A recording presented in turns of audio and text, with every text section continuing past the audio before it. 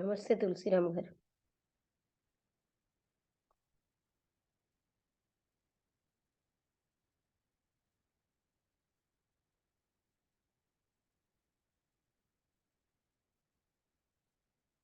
Good evening madam.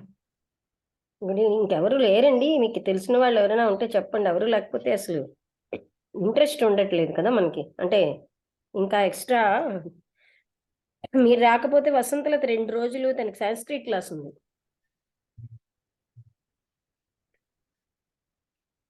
Okay.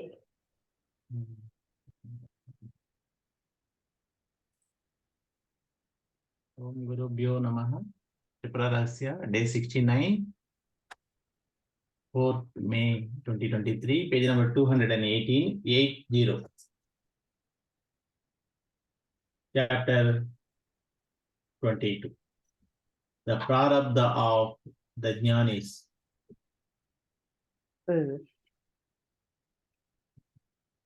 The pleasures and pains of the individual are inferred to be the results of an invisible cause, that is, the past karma. Since it is noticed that jnanis also live like others, it is said that prarabdha is not undone by one's jnana. This holds good for the lowest order of jnanis only, for they are seen to react to the environment. It does not apply to the higher orders. Feeling of happiness affecting the mind of the individual can be the effect of karma. The middle and the highest classes of jnanis are not subject to fluctuations of mind. You cannot dispute this point because such fluctuations are completely absent in samadhi. On arising from samadhi, all the non-self, that is the jagat, shines only as pure knowledge, that is the self. Just as the images are not distinct from the mirror reflecting them. Happiness, etc., thus becoming one with the self, cannot then be felt as my happiness, etc. It follows that the self itself cannot be said to be effects, and no corresponding karma can be postulated. Question: though his personal pleasures and pains are not there, yet he sees others enjoy pleasures and suffer pains. His reaction must be due to prarabdha. ఈ answer అయిపోయాక next question చదువుదామా? ఇది మొదటిది అయిపోయాక చదవండి. ఇక్కడ pleasures అంటే సుఖ దుఃఖాలు అన్నవి ప్రతి వ్యక్తికి కూడా అవేమోని ఇన్ఫర్డ్ టు బి ద వాళ్ళు చేస్తున్న ఇన్విజిబుల్ కాజ్, అంటే కనబడనటువంటి కారణం యొక్క ఫలితాలుగా వస్తాయి. అంటే ఆ కనబడింది ఏదంటే పాస్ట్ కర్మ, గతంలో చేసిన కర్మ వల్లే వస్తాయి. ఇక్కడ మనం నోటీస్ చేసింది ఏంటంటే జ్ఞానులు కూడా అదే విధంగా ఉంటారు. ఏం చెప్పబడుతోందంటే ప్రారంధం అన్నది జ్ఞానం వల్ల పోదు.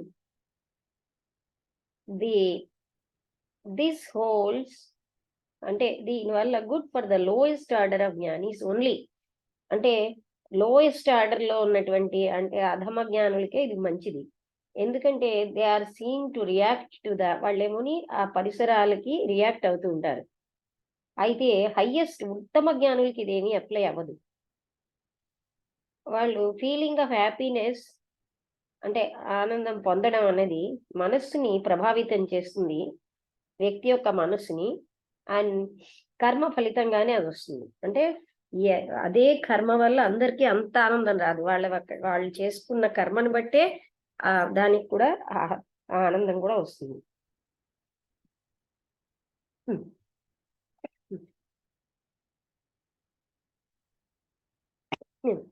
మధ్యమ ఉత్తమ జ్ఞానులు వాళ్ళేమోని ఈ మనస్సు యొక్క ఫ్లక్చుయేషన్స్ అంటే అప్ అండ్ డౌన్స్ కి వాళ్ళు ఏమీ కూడా గురవ్వరు. ఈ విషయంలో ఎవరు కూడా అంటే భిన్నంగా ఉండలేరు, ఇది డిస్ప్యూట్ చేయలేరు, అంటే ఇది రాంగ్ అని చెప్పలేరు. ఎందుకంటే అటువంటి ఫ్లక్చుయేషన్స్ అన్నవి సమాధి స్థితిలో ఉండవు. సమాధి నుంచి బయటకు వచ్చాక నాన్ సెల్ఫ్ అంతా, అంటే సెల్ఫ్ కానిదంతా అప్పుడు జగత్తు కూడా ఉంటుంది. ఓన్లీ యాజ్ ప్యూర్ నాలెడ్జ్, పవిత్రమైన జ్ఞానంగా ప్రకాశిస్తుంది.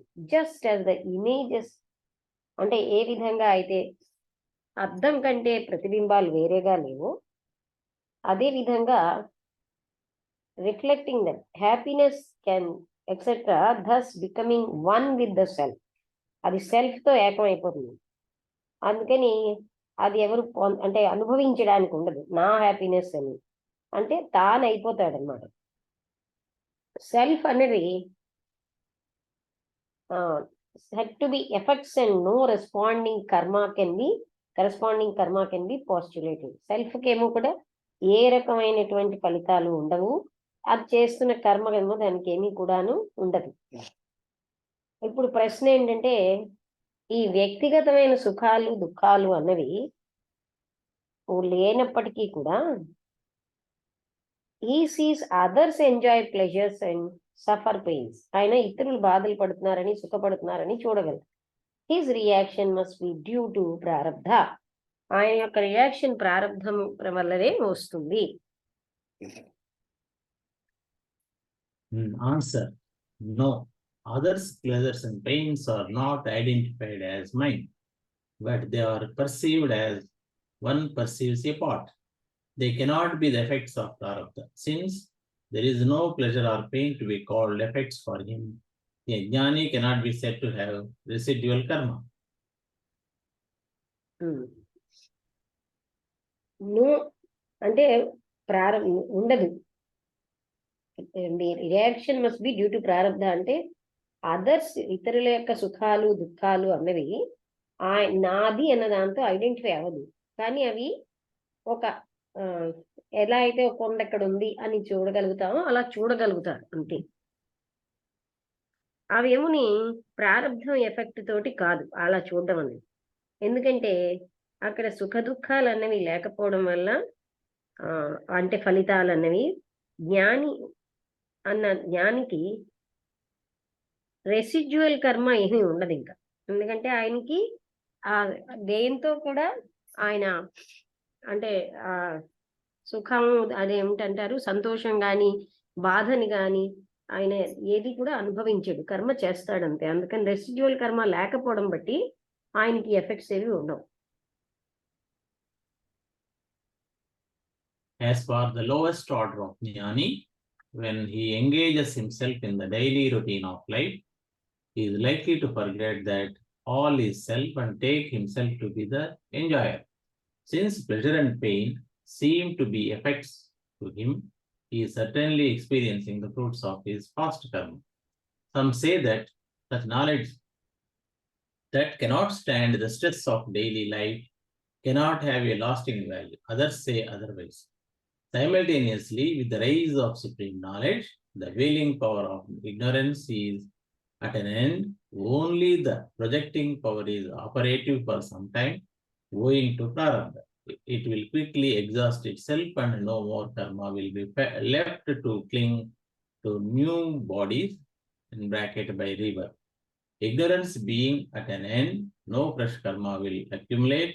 For the same reason, there will not be many modes of mind, for the mind vanishes like fire which has burnt up its ends. No fresh bodies will attach to him.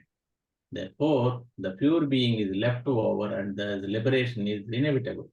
It is only too true that lapses from knowledge do not constitute knowledge in perfection. As the Shastras distinguish the jnani from a jivan mukta, that is, one liberated while alive. అంటే అధమ జ్ఞానులకు సంబంధించిన వరకు ఆయనేమో daily routine జీవితంలో అంటే నిత్య జీవిత activities లో ఉన్నప్పుడు ఆయన ఏంటంటే ఆల్ ఈజ్ సెల్ఫ్ అని మర్చిపోతాడు. And take himself to the enjoy, తానే ఎంజాయ్ చేసేవాడు అని భ్రాంతిలోకి వెళ్ళిపోతాడు. ఆయనకి సుఖము దుఃఖము ఎఫెక్ట్స్ అనేవి వాటి యొక్క ఎఫెక్ట్లు ఉంటాయి ఆయనకి. ఆయన తప్పనిసరిగా ఆ ఫలితాలని తన పాస్ట్ కర్మ వల్ల అనుభవిస్తున్నాడు. కొంతమంది ఏమంటారంటే అలాంటి జ్ఞానం స్ట్రెస్ ఆఫ్ డైలీ లైఫ్, అంటే డైలీ యొక్క స్ట్రెస్ ని అది నిలవలేకపోతుంది, దానికేమోని శాశ్వతమైన విలువ లేదు. ఇంకా కొంతమంది ఏమంటారంటే అదర్స్ సే అదర్వైజ్, ఇంకా ఇతరులు ఇంకోలా చెప్తూ ఉంటారు. సైమల్టేనియస్ గా ఈ సుప్రీం జ్ఞానం అన్నది ఎప్పుడైతే వచ్చిందో అప్పుడు వాళ్ళకి ఇగ్నోరెన్స్ అన్న పొర, పూర్తిగా వెయిలింగ్ పవర్ ఆఫ్ ఇగ్నోరెన్స్ అది అంతమైపోతుంది. అప్పుడు మాత్రమే ఆ ప్రొజెక్టింగ్ పవర్ అనేది ఆపరేట్ అవుతూ ఉంటుంది, కొంతకాలం పనిచేస్తూ ఉంటుంది ప్రారంభం వల్ల. అది తొందరగానే అయిపోతుంది దానంతటదే.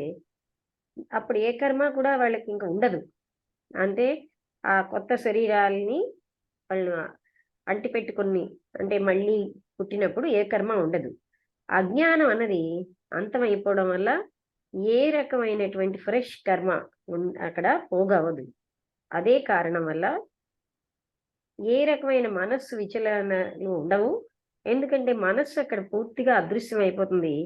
ఎలా అయితే ఒక అగ్ని అన్నది దాంట్లో ఉన్నటువంటి ఇంధనాన్ని పూర్తిగా దహించేస్తుందో అలాగే కర్మ అంతా దహించబడిపోతుంది కనుక మనస్సు అన్నది అక్కడ ఉండదు, మనస్సు అస్తిత్వం కోల్పోతుంది. అందుకని కొత్త శరీరాలు అన్నవి ఇంకా ఆయనకి ఉండవు. అందువలన ఆ పవిత్రమైన అది ఆత్మస్థితి అన్నది మాత్రమే ఉంటుంది. ఆ విధంగా లిబరేషన్ అంటే వాళ్ళకి తప్పనిసరిగా ఉంటుంది. ఇక్కడ ల్యాప్సెస్ ఫ్రమ్ నాలెడ్జ్, జ్ఞానంలో ఏమైనా ల్యాప్సెస్ అంటే తక్కువలో ఉంటే డు నాట్ కాన్స్టిట్యూట్ నాలెడ్జ్. అంటే it is only true that lapses from knowledge do not constitute knowledge in perfection. అంటే ఏదైనా సరే అసంపూర్ణంగా ఉంటే అది పర్ఫెక్షన్ వైపు తీసుకువెళ్ళదన్నమాట.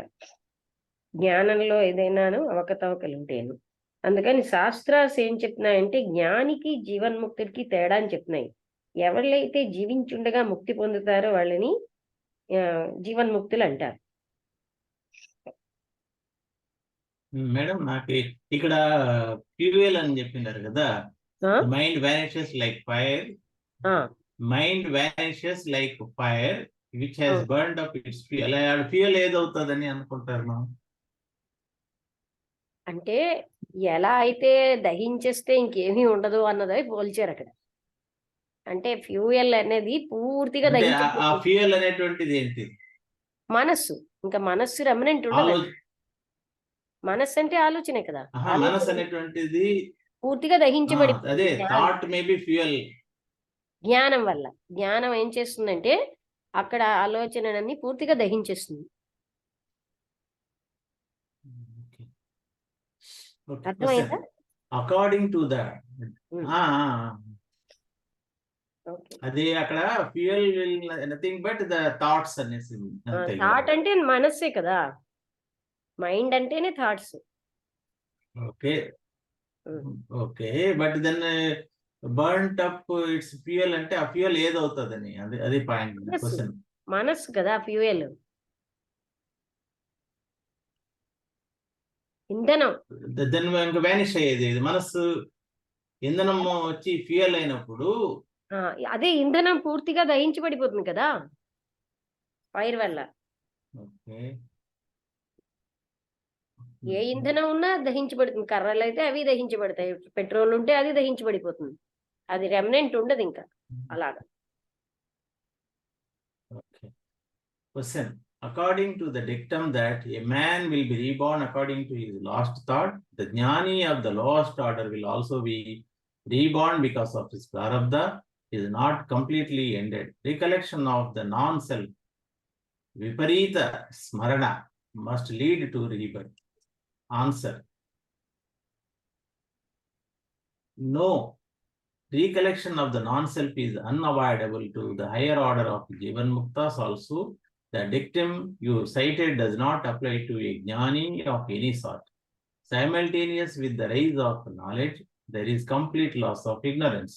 Therefore, pleasures and pains no longer constitute effects of karma. They are only transitory phenomena. Prarabdha is conjectured simply to explain this phenomenon, but prarabdha no longer remains for a jnani of any order, and no recollection of non-self will arise at the last moment of his life.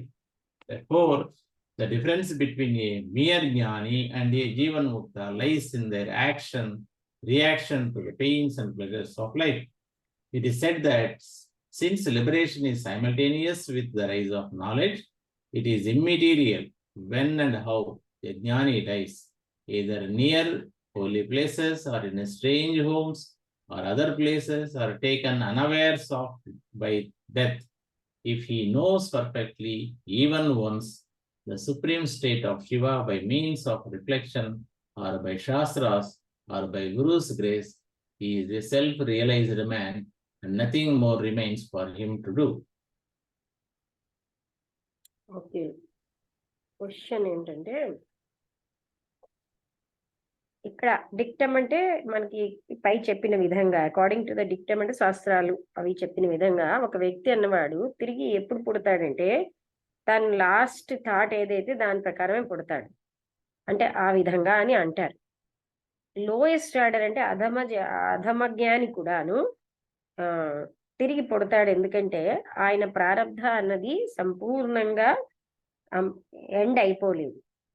Recollection of the non self అంటే తను అదేంటి విపరీత స్మరణ వల్ల, అంటే non self అంటే నేను అన్నది ఉండడం, మస్ట్ లీడ్ టు రీబర్త్ అని ప్రశ్న అడుగుతున్నారు. కానీ ఇక్కడ ఏం చెప్తారంటే ఈ ప్రశ్నకి అధమ జ్ఞాని కూడా తిరిగి ఆత్మతత్వంలోనే ఉంటాడు గనక అతని జ్ఞానే జీవన్ముక్తుడే గాని 3 రకాలు వాళ్ళు, ఉత్తములు, మధ్యములు, అధములు. వాళ్ళు మధ్యలోని వికల్పం వచ్చినా తిరిగి మళ్ళీ అందులోకి వెళ్ళిపోతూ ఉంటారు. అందుకని వాళ్ళకి కూడా జన్మ ఉండదు అని చెప్తారన్నమాట. ఇక్కడ మళ్ళీ మనం ఆన్సర్ చూద్దాం. No recollection of the non self is unavoidable. No, అలా కాదు.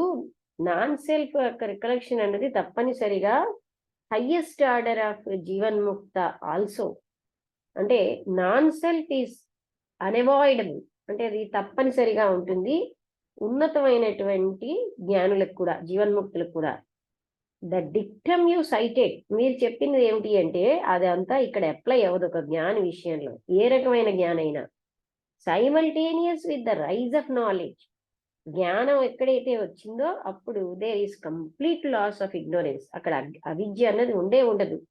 అందువలన సుఖ దుఃఖాలు అన్నవి అక్కడ ఏమీ ఫలితాలను ఇవ్వవు, కర్మని ఇవ్వవు. దే ఆర్ ఓన్లీ టర్న్స్, అవి కేవలంగా తాత్కాలికంగానే ఉంటాయి. ప్రారబ్ధ అన్నది simply to explain this phenomenon, ఇది అంటే చెప్పడానికే ఉంది.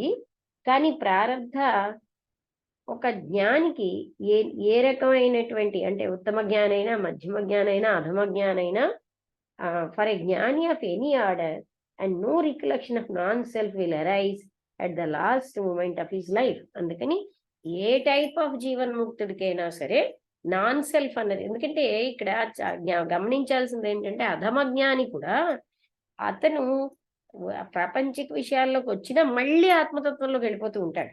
అందుకని ఫైనల్ గా ఆయనకి అది శాశ్వతం, ఇవి శాశ్వతం అన్నది ఉండదు. అలా ఉంటే అతన్ని జ్ఞాని అని అనం కదా. అందుకని అధమ జ్ఞాని ఏంటంటే వికల్పం ఉంటుంది. ఉత్తమ జ్ఞానికి వికల్పమే లేదు. మధ్యమ జ్ఞాని అసలు వాటిలో జోలికి వెళ్లకుండా ఉంటాడు.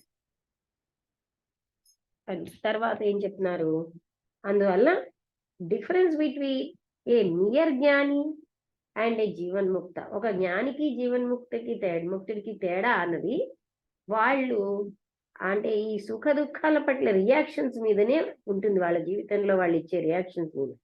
ఇక్కడ ఏం చెప్తారంటే ముక్తి అన్నది simultaneous with the rise of knowledge, అసలైన జ్ఞానం రాగానే ముక్తి వచ్చేస్తుంది.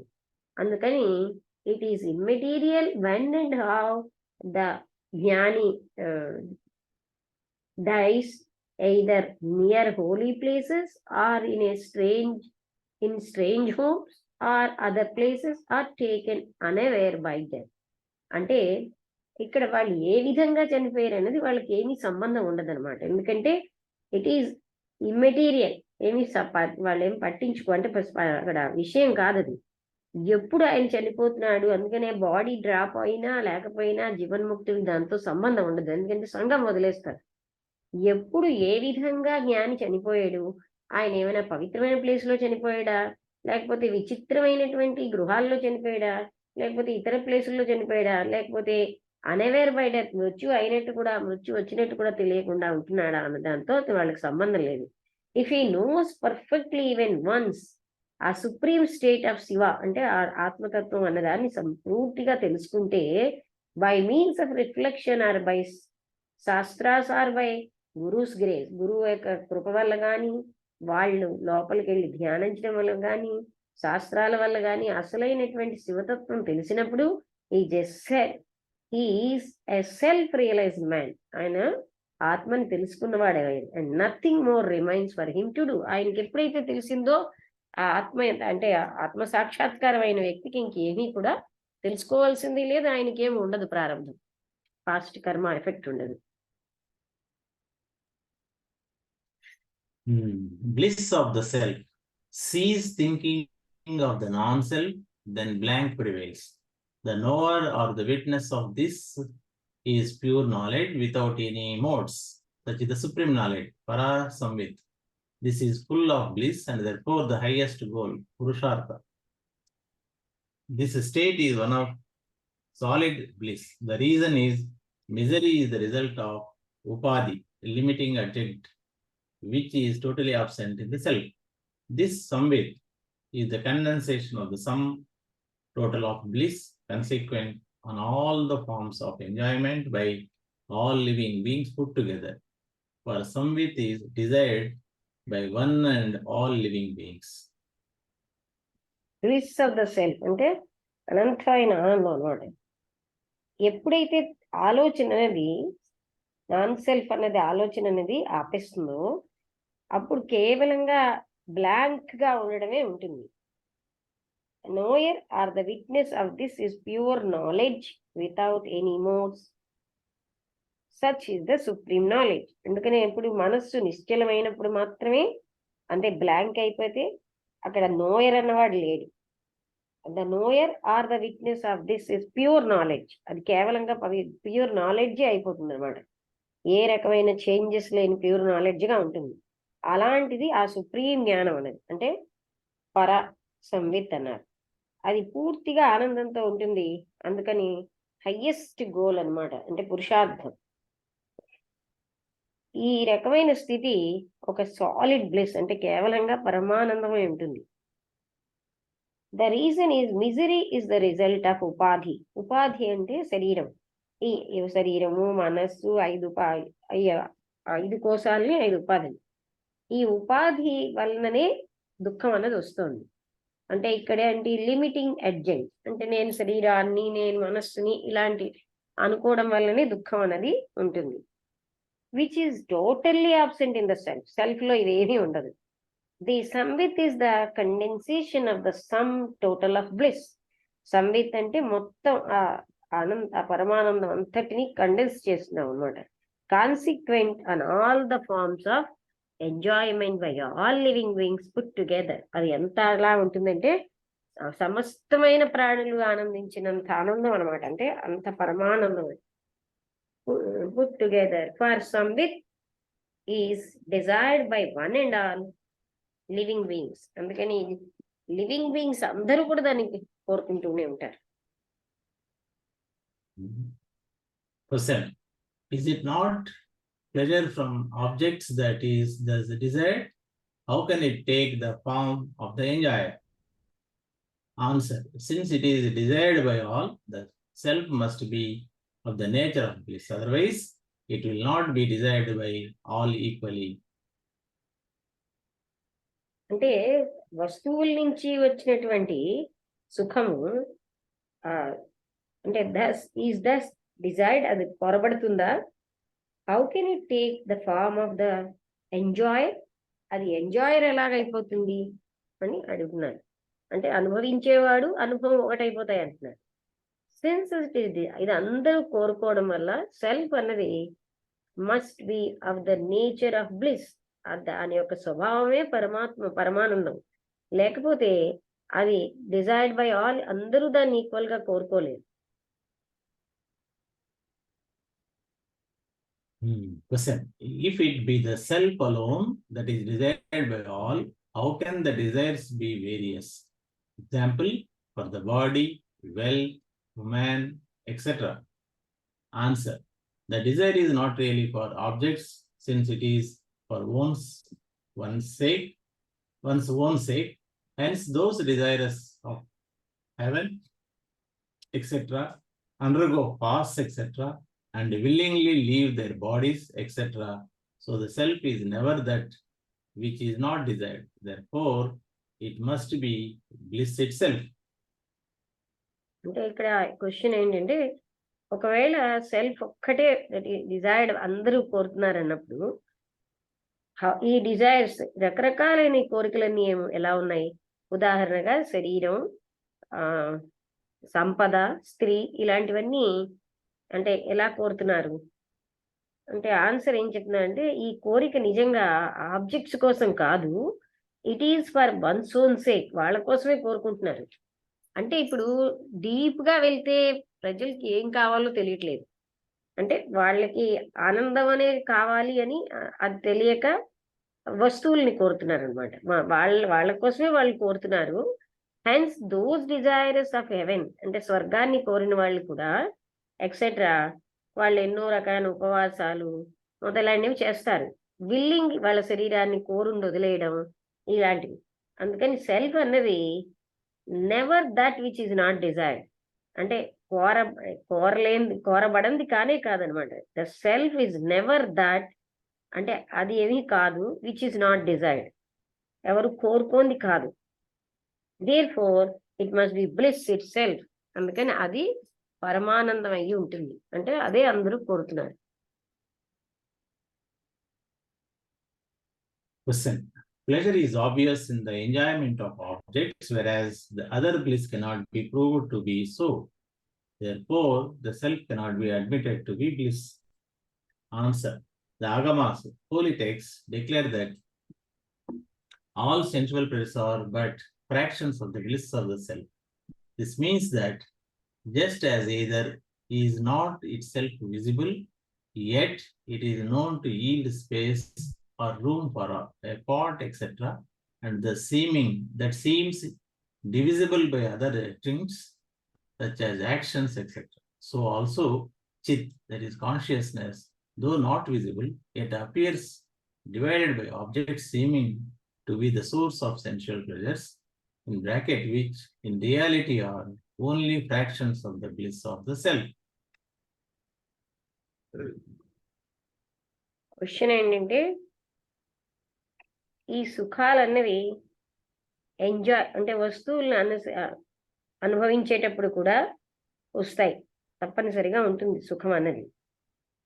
ఇంకొక ఈ పరమానందంని మనం ప్రూవ్ చేయలేము ఏ విధంగా. అందువల్ల ఈ ఆత్మ అన్నది ఎవరు కూడా దాన్నే బ్లిస్ అని అనలేమంటున్నారు. ప్రశ్న అది. అంటే ఇక్కడ పవిత్రమైన పుస్తకాలు అంటే గ్రంథాలన్నీ ఏం చెప్తున్నాయంటే, వాటిని ఆగమాస్ అంటున్నారు. అన్ని రకాలైనటువంటి ఇంద్రియ సుఖాలు కేవలంగా ఆ పరమానందంలో ఉన్న చిన్న భాగాలే. అంటే the means that just as either is not it self visible, this means దాని అర్థం ఏంటంటే ఏది కూడా కనబడేది కాదు, yet it is known to yield space or room for a part, etc. అంటే it is known to yield a space or room for a part, అంటే కనబడకపోయినా ఒక పార్ట్కి స్థలాన్ని ఇస్తున్నాయి. Ether is not is, ether అన్నది అంతా ఉన్నది కానీ అది కనబడదు, అయినా కూడా అది ఆ స్పేస్కి, రూమ్కి, పార్ట్కి, రూమ్ ఫర్ ఏ పార్ట్ అంటే పార్ట్కి స్థలాన్ని ఇస్తున్నాయి అంటే ఆ ఈథర్లో.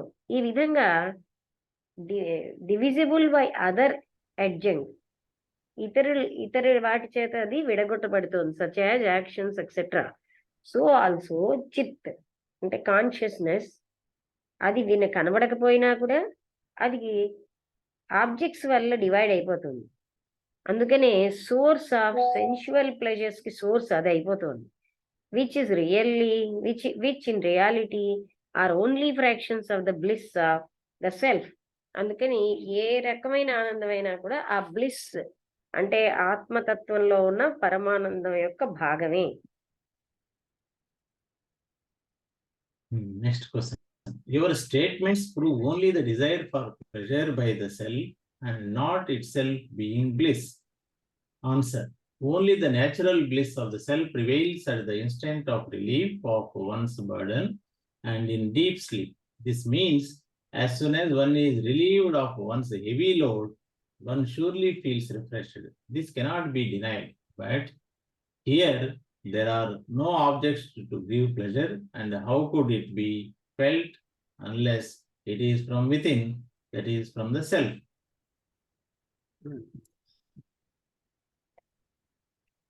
క్వశ్చన్ మీరు చెప్పినవన్నీ కూడా నిరూపిస్తున్నాయి ఏంటంటే ఆ సుఖం యొక్క కోరిక ఆ సెల్ఫ్ వల్ల, అంటే ఆత్మ, ఇక్కడ సెల్ఫ్ అంటే నాన్ సెల్ఫ్ అనమాట, and not itself being bliss. అంటే your statements prove only the desire for pleasure by the self and not itself being bliss. అది సెల్ఫ్ ఏమో కోరుతోంది కానీ అది పరమానందం అయ్యలేదు అని తెలుస్తున్నది మీ స్టేట్మెంట్స్ వల్ల అన్నారు. అంటే ప్లెజర్ ని కోరడం అన్నదే ఉంది కానీ అది పరమానందం అని తెలియట్లేదు అని. అప్పుడు only the natural bliss of the self prevails at the instant of relief of once burden deep sleep లో, అంటే బాగా గాఢ నిద్రలో కానీ మొత్తం అన్నిటినీ బర్డెన్ అంతా పోయినప్పుడు, ఆత్మతత్వం తెలిసినప్పుడు సెల్ఫ్ ఒక్కటే ఉంటుంది. ఒక్కసారి ఎవరు బాలకృష్ణ, నేను క్లాస్ లో ఉన్నాను, కొంచెంసేపు అయ్యాక చేస్తాను. పర్లేదు మేడం, రేపు మార్నింగ్ చేస్తాను. ఓకే, లేకపోతే 9:40 తర్వాత చేయండి. అలాగే madam.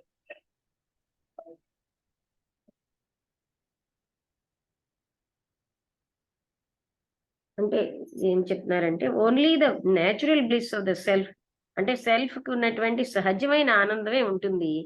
At the instant of relief of once burden, అంటే అన్ని కూడా కంప్లీట్ గా కాన్షియస్నెస్ అంతా ఎంటీ అయిపోయినప్పుడు, అండ్ అలాగే డీప్ స్లీప్ లో కూడా.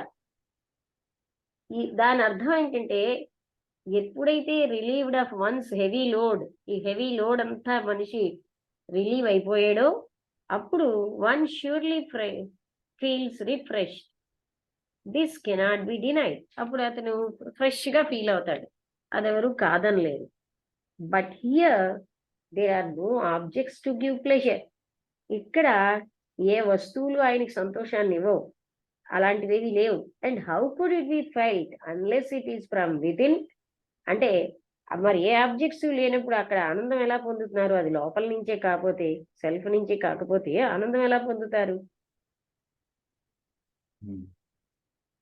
Question. It is due to the strain of load being removed. Removal is negative. How can a negation yield a positive result such as pleasure? It must therefore be admitted to be the self. అంటే question ఏమంటున్నాడంటే అక్కడ వచ్చినటువంటి ఆనందం అన్నది due to the strain of load. ఆ load ఉండడం వల్ల strain being అది పోవడం వల్ల వచ్చింది అని. అంటే రిమూవల్ తీయడం అన్నది ఒక negative thing. How can a negative yield a positive result such as pleasure? ప్లెజర్ని ఎలా ఇవ్వగలదు? ఇట్ మస్ట్, అందువల్ల అటువంటి ప్రక్రియలోంచి కాదు, సెల్ఫే ఆనంద స్వరూపంగా ఉంది అని అంటున్నాడు.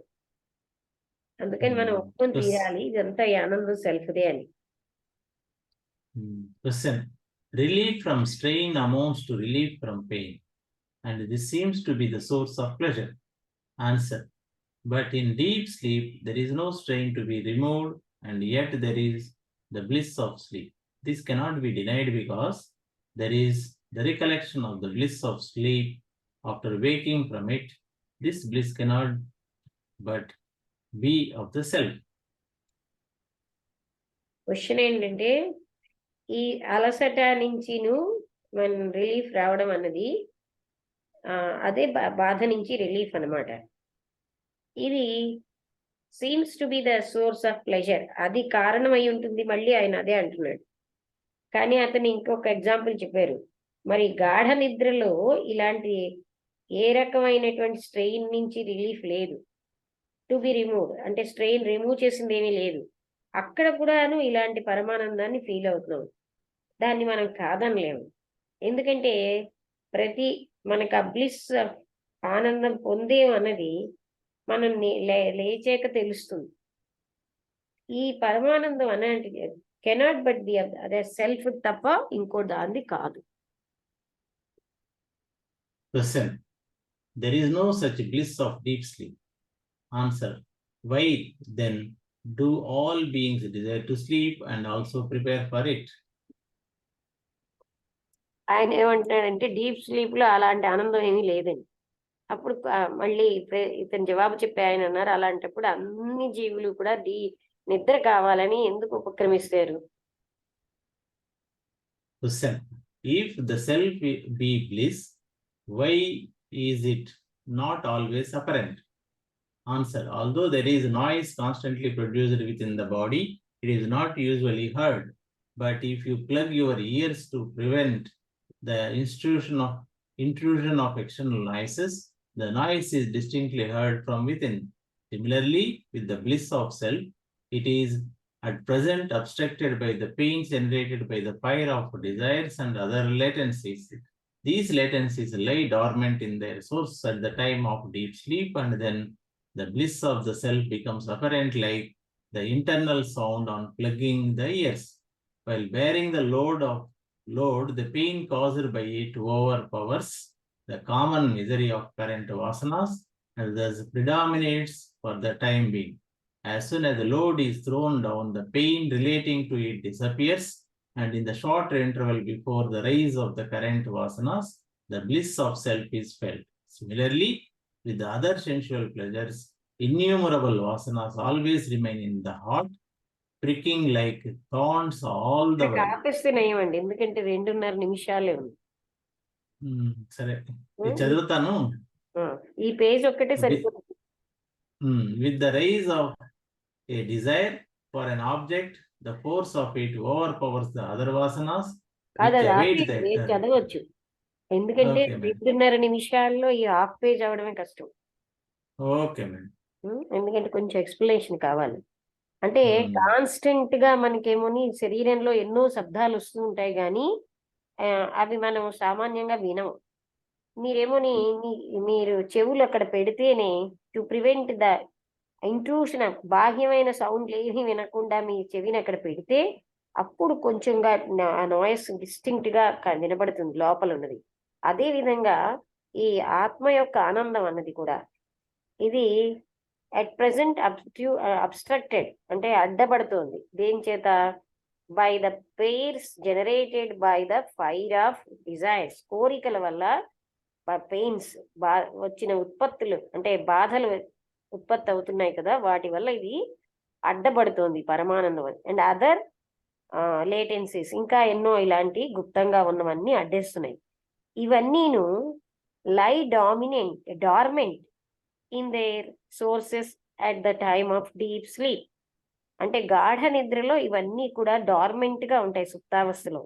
అందుకని ఆ పరమానందం అన్నది, ఆత్మ యొక్క ఆనందం అన్నది అపారెంట్ గా అంటే ఉన్నట్టుగా కనిపిస్తుంది. Like the internal sound on plugging the years. అంటే ఎలా అయితే మన శరీరం లోపల ఉన్న సౌండ్స్ అన్నవి మనం చెవి పెట్టి బాహ్య సౌండ్లు అన్నిటినీ అధిగమించి విన్నట్టుగా ఇవన్నిటిని అధిగమిస్తున్నప్పుడు ఆ పరమానందాన్ని మనం పొందగలుగుతాం. కానీ ఇవన్నీ అడ్డేస్తున్నాయి.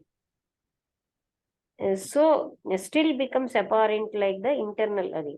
While bearing the load, the pain caused by it overpowers the common misery of current vasanas. అంటే ఎప్పుడైతే మనం ఈ లోడ్ అంతటిని భరిస్తున్నప్పుడు ఈ బాధ అన్నది దానివల్ల overpowers the common misery of current వాసనాస్, ఇప్పుడున్నటువంటి వాసనల్ని అది అధిగమించేస్తుంది. And thus predominates for the